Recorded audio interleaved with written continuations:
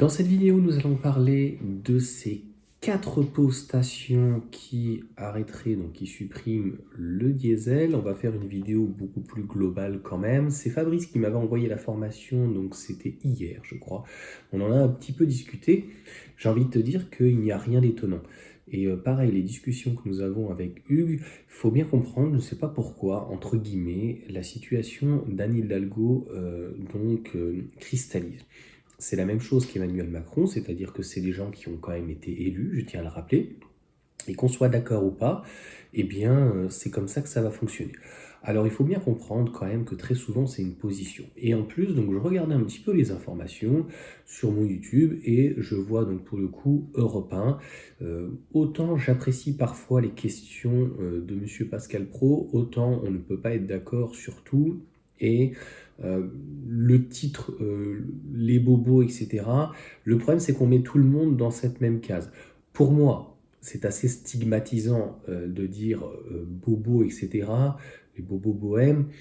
Pour moi, c'est plutôt quelqu'un, je considère en fait, puisque c'est un petit peu piquant, insultant, c'est typique, j'ai des voisins, par exemple, ils vont manger bio, etc., mais ils roulent en diesel, tu vois, c'est ce paradoxe.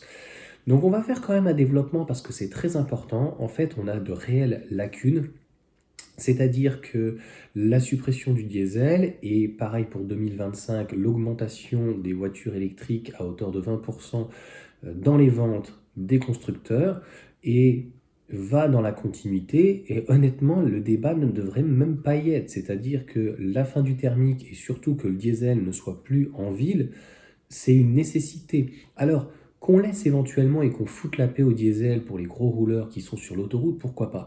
Mais qu'est-ce que vient fiche, même à l'extrême pour les taxis, des diesels en plein centre-ville. À un moment donné, ça rejette énormément donc, de polluants, de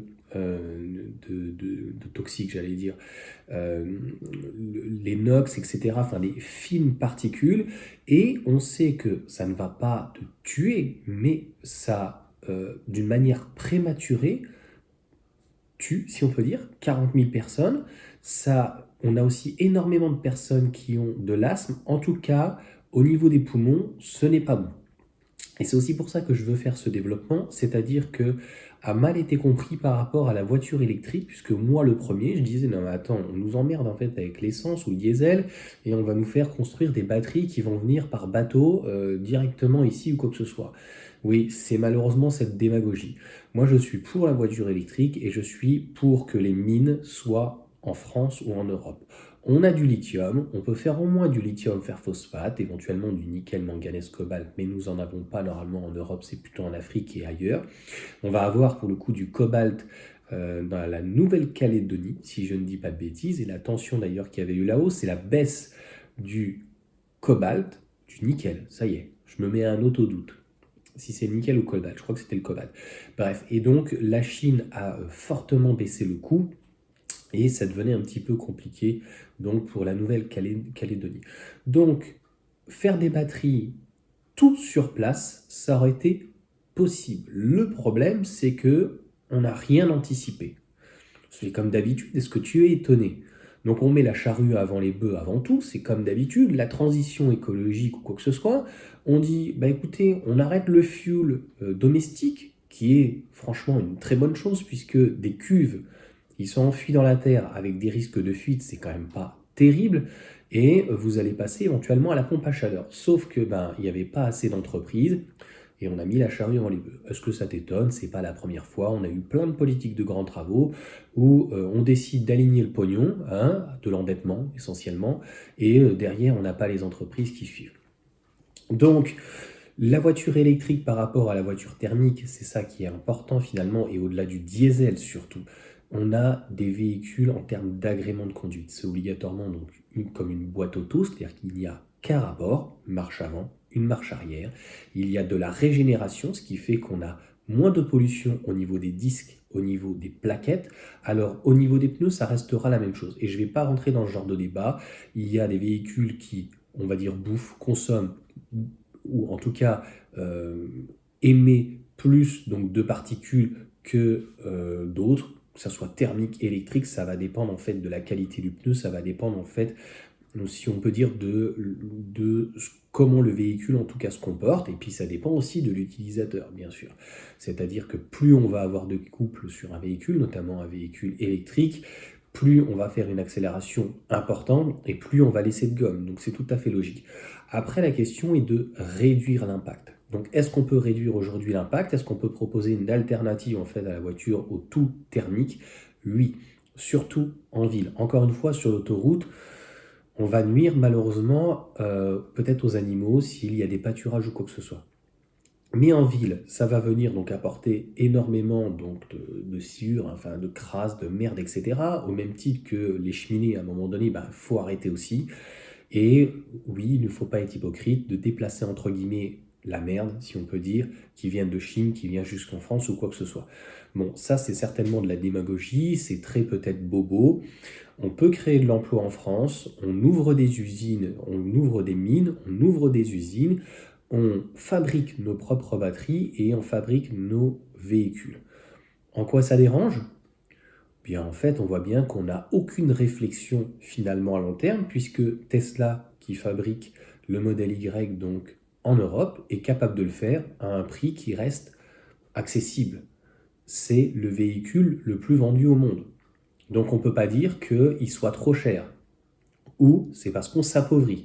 Donc ça aussi, c'est encore un autre débat.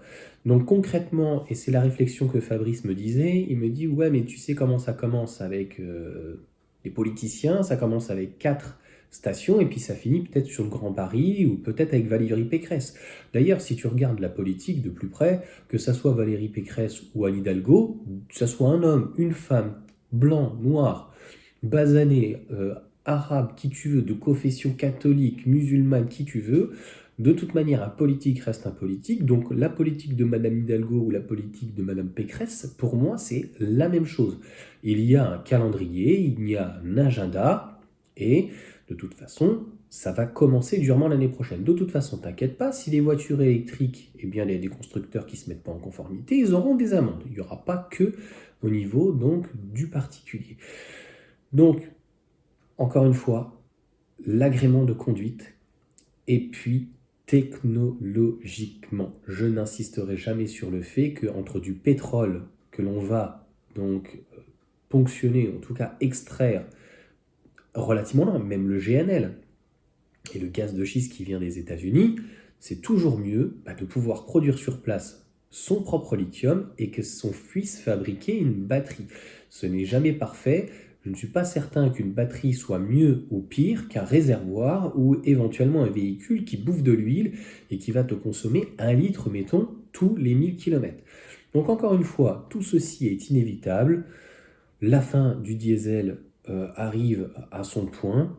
La voiture électrique sur l'entretien est formidable. Les constructeurs ont déjà commencé à préparer leur entretien sur tous les ans, tous les 2 ans, alors que sur une voiture électrique, en fait, mis à part le liquide de refroidissement ou la purge des freins, en fait, ça demanderait juste à contrôler. Mais encore une fois, il faut faire du fric, il faut payer les concessions malheureusement, donc il faut pouvoir entretenir tout ceci, c'est très très gras, donc c'est le millefeuille, c'est comme nos politiciens ou quoi que ce soit, il faudrait, il faut supprimer, il faut libérer, il faut arrêter avec toute cette paperasse. Donc on va dire que ces critères, ce truc critère, ça fait pratiquement 10 ans je crois, donc à un moment donné les gens j'ai l'impression qu'ils sont surpris.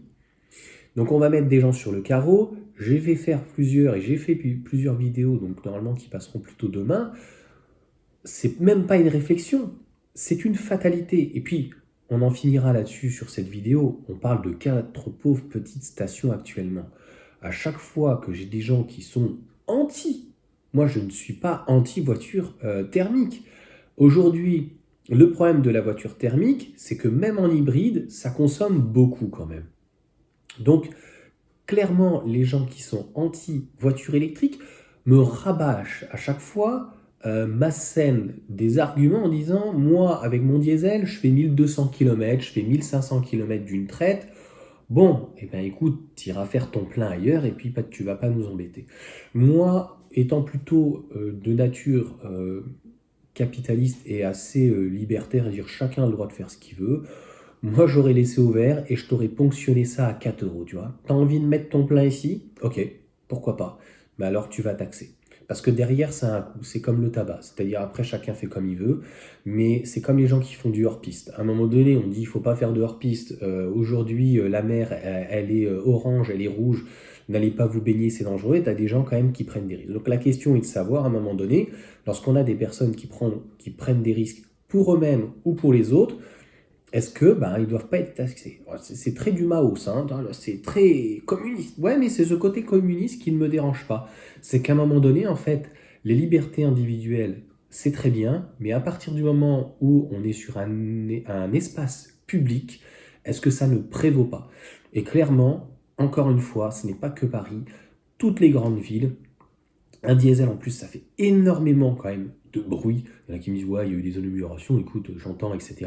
Fabrice me dit, ouais, mais bon, c'est mignon, mais les camions qui sont diesel, qui vont apporter notamment l'essence, comment ça va se passer? Ben, il y aura certainement des dérogations. Qu'est-ce que tu veux que je te dise? Malheureusement, oui, tous les camions ou les ordures, etc., ils auront donc très certainement, à moins qu'après ça arrive à l'électrique, où ils auront peut-être la possibilité de pouvoir avoir du diesel directement dans Paris, quoi. T'inquiète pas, enfin voilà, je parle à Fabrice notamment là-dessus, je pense qu'ils trouveront la solution pour avoir des dérogations ou quoi que ce soit. Mais il faut à un moment donné peut-être taper le poing sur la table en disant, écoutez, c'est bien, mais tu as bien compris à quoi et comment jouer les médias. Les médias font un contre-feu. Donc on a compris maintenant, ils sont là pour faire entre guillemets de l'anti-voiture électrique, mais ils sont là juste pour agiter, comme ils ont fait avec les gilets jaunes, comme ils ont expliqué pendant 30 ans le diesel c'est génial ou quoi. Non, le diesel, et en fait quand tu passes à la voiture électrique, moi le bruit des diesels, des motos, mais c'est insupportable pour la nuisance sonore. Et c'est ça qui est fou, c'est qu'on abaisse le périph' de 70 à 50 pour, il n'y a pas d'autre mot, pour des connards qui sont en thermique. Parce que ça fait un bruit de fou, parce que pour le coup, ça émet énormément de CO2. Bah oui, parce qu'une voiture, en fait, elle accélère, elle freine, elle accélère, elle freine, à moins que ça soit éventuellement une hybride avec la régénération. C'est là où, par contre, on peut reprocher de ne pas être assez hypocrite, clairement. J'aurais dit le périph', bah, c'est 50 pour tout le monde, et c'est 80 pour les voitures électriques. Parce qu'une voiture électrique, en fait, si tu veux, mis à part le bruit éventuellement du pneu, et encore, on parle de 1 ou 2 décibels, est-ce que franchement c'est quelque chose qui est... Franchement, c'est négligeable ou pas? Est-ce que c'est ça qui va avoir un réel impact? Donc, pour un véhicule électrique qui soit à 80 à 50, ça ne change rien. Pour un véhicule thermique, c'est pas les 50 ou les 60 réellement au final. C'est les bouchons. Et il n'y a que ça pratiquement sur Paris. Donc, c'est d'accélérer, décélérer, accélérer. Il va y avoir des dodanes, des machins, des feux, des machins. Ça, il est certain qu'un véhicule électrique, il n'est absolument pas adapté en fait dans des agglomérations et des grosses agglomérations parce que ça consomme énormément, sauf éventuellement les hybrides, ou là où elles peuvent être fortes, mais c'est encore un argument de poids très important pour le véhicule électrique. Franchement, je pense, et j'espère avoir tout dit, le but, c'est pas de convaincre, c'est de t'exposer les choses telles comme je les pense, et à un moment donné, bien, c'est naturel, ça va écarter les personnes, peut-être, mais à un moment donné, c'est comme le social. On peut pas en fait contenter tout le monde. À un moment donné, tout ça, ça a un coût. Allez, sur ce, ciao à tous.